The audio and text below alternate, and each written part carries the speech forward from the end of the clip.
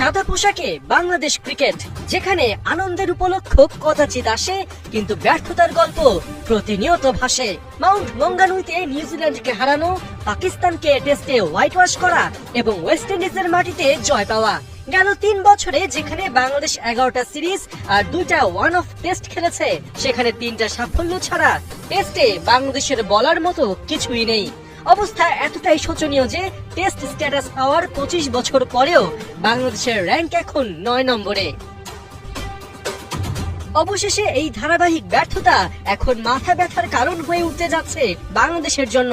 আইসিসির চেয়ারম্যান হতেই বাংলাদেশ সহ দুর্বল দেশগুলোকে এলিট ফরম্যাট থেকে ছেটে ফেলার উদ্যোগ নিয়েছেন জয় শাহ, যেখানে 2027 টেস্ট চ্যাম্পিয়নশিপ মৌসুম থেকে দ্বি-স্তর বিশিষ্ট টেস্ট ক্রিকেট চালুর কথা ভাবা হচ্ছে, যেখানে শীর্ষ 7 দেশ নিয়ে হবে টায়ার 1 আর তলানির 5 দেশ নিয়ে হবে টায়ার 2। স্বাভাবিকভাবেই বাংলাদেশের ঠিকানা পরেরটাতে। এই নীতি অনুযায়ী লাভজনক হওয়ায় টায়ার 1-এ অস্ট্রেলিয়া, ভারত ও ইংল্যান্ড নিজেদের মধ্যে বেশি সিরিজ খেলবে। এই যেমন 2 বছর পর পর অস্ট্রেলিয়া ও ইংল্যান্ডের মধ্যে অ্যাশেজ হলেও নতুন প্রস্তাবনায় এই সিরিজ হবে 18 মাস পর পর। এবার এই প্রস্তাবে খানিক সংশোধন চাইছেন সাউথ আফ্রিকার সাবেক অধিনায়ক গ্রায়াম স্মিথ।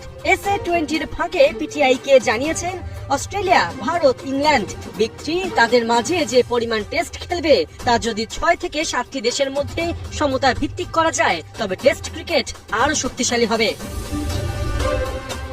এই প্রসঙ্গে ভারতের নাম টেনে প্রশংসা করেছেন এই সাবেক প্রোটিয়া ক্যাপ্টেন। জানিয়েছেন এফটিপিতে শিডিউলিং রেভিনিউ মডেলকে সাহায্য করছে। ভারত প্রায় বিশ্বের বিভিন্ন প্রান্তে সফর করায় মুনাফা ওই দেশগুলোর মাঝেও বন্টন হয়, কিন্তু অস্ট্রেলিয়া আর ইংল্যান্ড যদি আফ্রিকান কিংবা অন্য কোনো দেশের সাথে এঙ্গেজ না হয়ে শুধু নিজেদের মধ্যেই খেলা সীমিত রাখে, তবে টেস্ট ক্রিকেটের উন্নতিতে বড় প্রতিবন্ধকতা তৈরি হবে। বর্তমানে অর্থ যেভাবে ফ্লো হচ্ছে এবং খরচ বাড়ছে, তাতে টেস্ট ক্রিকেট চাপে রয়েছে। তাই একে টিকে রাখতে হলে সবাই মিলে একটা স্থিতিশীল মডেল তৈরি করতে হবে।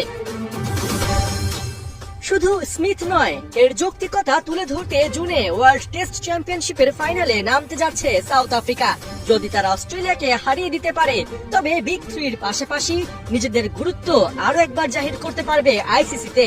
তবে এসবে বাংলাদেশের কোনো লাভের ন্যূনতম সম্ভাবনাও নাই।